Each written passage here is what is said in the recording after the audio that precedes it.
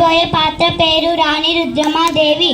ప్రజారంజకుడని కళాపోషకుడని పేరొందిన గణపతి దేవుని అగ్రకుమార్తెని నేను యుద్ధంలో కాలు మోవితే శత్రువులు తోక ముడుస్తారు. నా తీరు గర్జన వింటే పై ప్రాణాలు పైనే పోతాయి.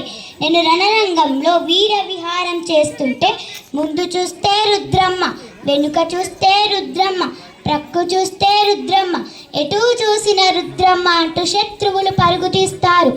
ఆంధ్రదేశ చరిత్రలో మా బాపూజులకు విశిష్ట స్థానం పొంది మా తండ్రి గణపతి దేవుడు నాకు ఒక ప్రక్క సంగీత సాహిత్య నృత్య కళలు నేర్పిస్తూ మరో ప్రక్క రాజనీతి శాస్త్ర విద్యలు నేర్పించారు.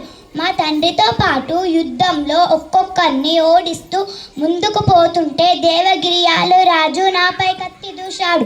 కానీ నేను చక్కగూర్చలేదు. పురుష వేషాల్లో వెళ్ళి విజయం దూర్చి విజయం సాధించాను. ఆంధ్రదేశ చరిత్రలో నా పరిపాలన ఒక స్వర్ణయుగంగా భావించారు. గ్రామీణ ప్రాంతాల పట్ల, స్త్రీల పట్ల, రైతుల పట్ల ప్రత్యేకత శ్రద్ధతో అభివృద్ధి పనులను నిర్వహించాను.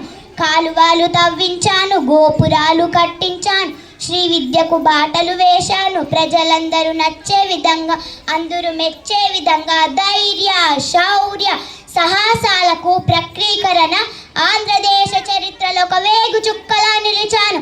రుద్రమాదేవి రాణి రుద్ర